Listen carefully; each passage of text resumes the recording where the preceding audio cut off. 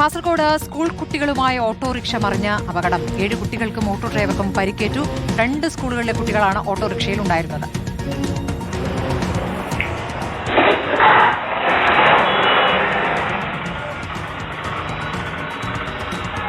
അരുൺ പൂപ്പറമ്പ വിവരങ്ങളുമായി. അരുൺ, ആ ഓട്ടോ നല്ല വേഗത്തിലാണ് വന്നതെന്ന ദൃശ്യങ്ങളിൽ വ്യക്തമാണ്.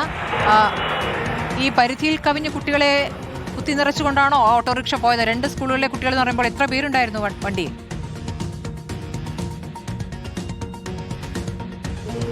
സ്മൃതി, അല്പസമയം മുമ്പ് കാസർഗോഡ് മാർക്കറ്റിന് സമീപത്താണ് ഈ അപകടം ഉണ്ടായത്. 2 സ്കൂളിലെ കുട്ടികളായിരുന്നു ആ ഓട്ടോറിക്ഷയിൽ ഉണ്ടായിരുന്നത്. 7 കുട്ടികൾക്ക് പരിക്കേറ്റിട്ടുണ്ട്. പക്ഷെ അതിൽ ആ ഓട്ടോറിക്ഷയിൽ എത്ര കുട്ടികൾ ഉണ്ടായിരുന്നു എന്നതിൽ ഇപ്പോഴൊരു വ്യക്തത ഉണ്ടായിട്ടില്ല. ഞാൻ ഇപ്പോൾ ആ ഓട്ടോറിക്ഷയുടെ തൊട്ട് സമീപമാണ് ഉള്ളത്.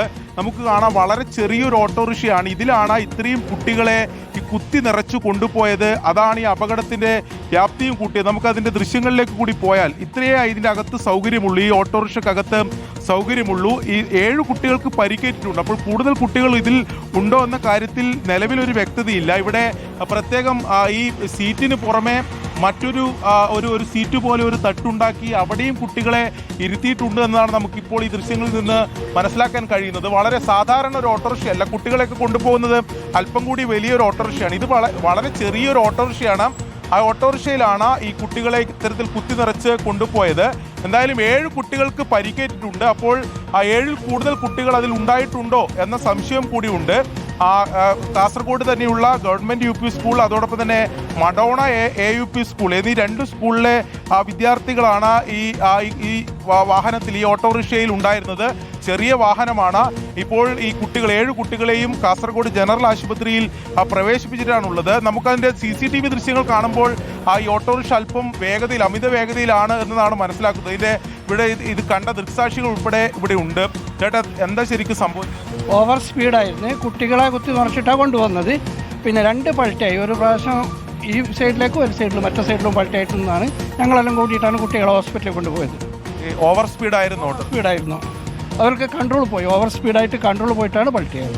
നിലവിൽ 7 കുട്ടികളാണ് ആശുപത്രിയിലുള്ളത്. അതിൽ കൂടുതലുണ്ട് കുട്ടികൾ. 7 അല്ല, ചെറിയ കുട്ടികളും വലിയ കുട്ടികളും ഉണ്ട്. 2 കുട്ടികളും, 2 സ്കൂളിലെ 2 കുട്ടികളും മിക്സ് ഉണ്ട്. അതെ.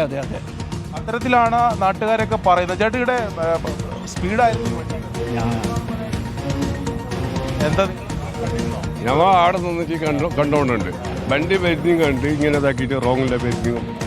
അപ്പോൾ അന്ന് ഒരു പൾട്ടിയാണത്. പൾട്ടിയായിട്ട് ആദ്യം 2ാമത്തെ പൾട്ടിയിലാണ് ഞങ്ങൾ പറഞ്ഞുകൊണ്ട് വന്നത്. അങ്ങനെ കുട്ടികൾ 5-8 കുട്ടികളുണ്ടാവും. അത് തന്നെയാണ് ഇവിടെ ദൃക്സാക്ഷികളാണ് ഇപ്പോൾ പറഞ്ഞത്. കൂടുതൽ കുട്ടികൾ ഈ വാഹനത്തിൽ ഉണ്ടാവാനുള്ള സാധ്യതയുണ്ട്. കാരണം ഇത് നമുക്ക് ഞാൻ നേരത്തെ സൂചിപ്പിച്ച പോലെ സീറ്റിന് പുറമെ മറ്റൊരു തട്ട് പോലെ ആ സീറ്റാക്കി, അതായത് ഈ കൂടുതൽ കുട്ടികളെ സിറ്റിംഗ് അതിനപ്പുറത്തേക്ക് കൂടുതൽ കുട്ടികളെ അതിൽ ഉൾക്കൊള്ളിക്കുന്നതിന് വേണ്ടിയാണ് ഇത്തരത്തിലുള്ള തട്ട് പോലെ ആക്കിയിട്ടുള്ളത്. അപ്പോൾ കൂടുതൽ കുട്ടികൾ ഇതിലുണ്ടാകും. വളരെ ചെറിയൊരു ഓട്ടോറിക്ഷയാണ്, അതും അമിത വേഗതയിലായിരുന്നു. കുട്ടികൾ ഇങ്ങനെ കുത്തി നിറച്ചൊക്കെ കൊണ്ടുപോയാൽ സ്വാഭാവികമായി ഉണ്ടാകുന്ന അപകടം, അല്ലെങ്കിൽ വലിയ അപകടത്തിലേക്ക് അത് പോകും. നമ്മളതിൻ്റെ ദൃശ്യങ്ങൾ ആശങ്കപ്പെടുത്തുന്നതാണ്. ഓട്ടോറിക്ഷ ഇത്തരത്തിൽ തലകീഴായൊക്കെ മറിഞ്ഞാണ് അവിടെ നിൽക്കുന്നത്. എന്തായാലും വലിയ അപകടമാണ് ഉണ്ടായത്. പക്ഷെ നിലവിൽ ആശുപത്രിയിലുള്ള കുട്ടികളുടെ ആരോഗ്യനില തൃപ്തികരമാണ്. അത്തരത്തിൽ ഗുരുതരമായിട്ടുള്ള പരിക്ക് ആർക്കും കുട്ടികൾക്ക് ഉണ്ടായിട്ടില്ല എന്നത് ആശ്വാസകരമാണ്. എന്തായാലും CCTV ദൃശ്യത്തിൽ നിന്ന് വ്യക്തമാകുന്നത് ഇത് ഓട്ടോറിക്ഷ അമിത വേഗതയിലായിരുന്നു. അതോടൊപ്പം തന്നെ നാട്ടുകാരുൾപ്പെടെ പറയുന്നത് ഈ ഓട്ടോറിക്ഷയിൽ കുട്ടികളെ കുത്തി നിറച്ചാണ് കൊണ്ടുപോയത്. ഇത്തരം പ്രവണതകൾ നമ്മുടെ നാട്ടിലൊക്കെ ഉണ്ട്. അതായത് ഈ ഓട്ടോറിക്ഷയിൽ കുട്ടികളെ ഇത്തരത്തിൽ കുത്തി നിറച്ച് രാവിലെ സ്കൂളിലേക്ക് കൊണ്ടുപോകുന്ന രീതിയുണ്ട്. അപ്പോൾ അത്തരമൊരു അപകടമാണ് എന്തായാലും ഉണ്ടായിട്ടുള്ളത്. ഇതിലെന്തായാലും നടപടി ആവശ്യമാണ്. ദൃശ്യങ്ങൾ ഭയപ്പെടുത്തുന്നതാണ്. ഭാഗ്യത്തിന് കുട്ടികൾക്ക് വലിയ പരിക്കില്ല. അരുൺ പൂപ്പറമ്പയാണ് വിവരങ്ങൾ നൽകിയത്. First on reporter.